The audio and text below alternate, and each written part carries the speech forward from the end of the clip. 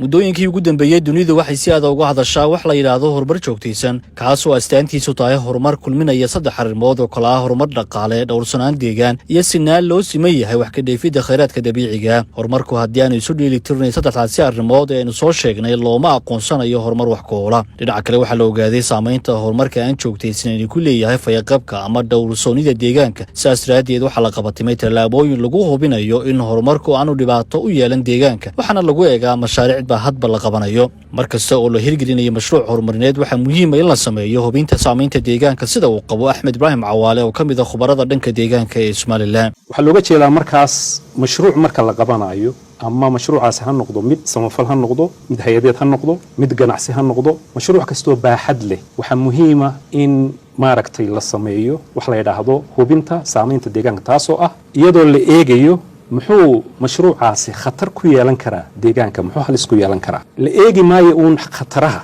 ama halisaha uu keenayo, dhinaca kale waxa la eegaya muxuu faa'iido yeelanaya.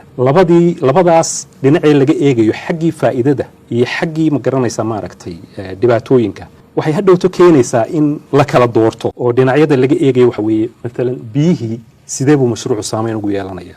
tusaale ahaan maalan tira ahaan iyo tayo ahaan tayadii wax ma ka bedelaysaa, ciiddii ma sababayaa in tayadhac ku yimaado haddii maalan kimikooyinka beeraha aad loo isticmaalo karo ciidda tayadhac baa ku dhacda.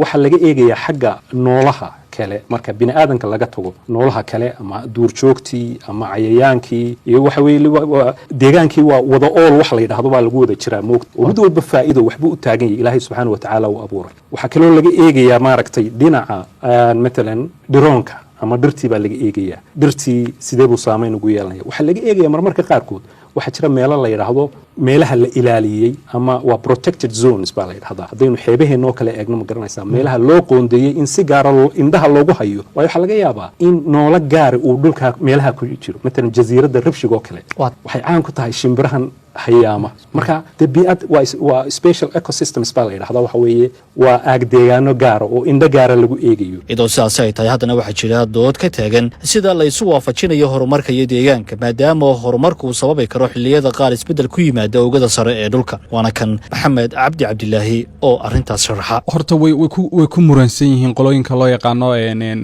deegaan jirayaasha iyo qolooyinka runtii dhaqaalayaanku way ku muransan yihiin fikradda odhanaysa runtii dhaqaaluhu waa inuu shaqeeyo qaab ah inuu runtii inuu ilaalinayo wax.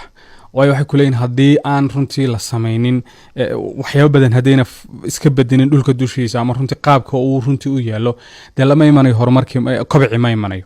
markaasi ayagu runtii waxay leeyihiin deegaanku ma aha wax loo qaadan karo, markaasi qolada dhaqaalayaanku ma aha wax loo qaadan karo, qodob weyn loo qaadan karo oo runtii tixgelinta intaa lagala siin karo.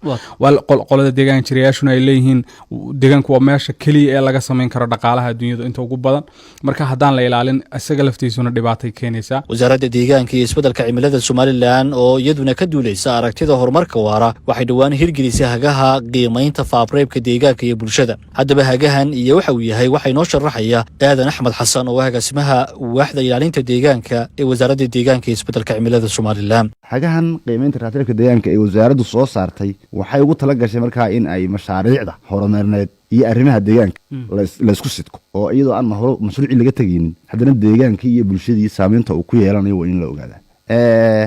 sidoo dhanna kalena faa'iidada mashruuc ugu leeyahay mashruucu waa la eegaya, lama diidana.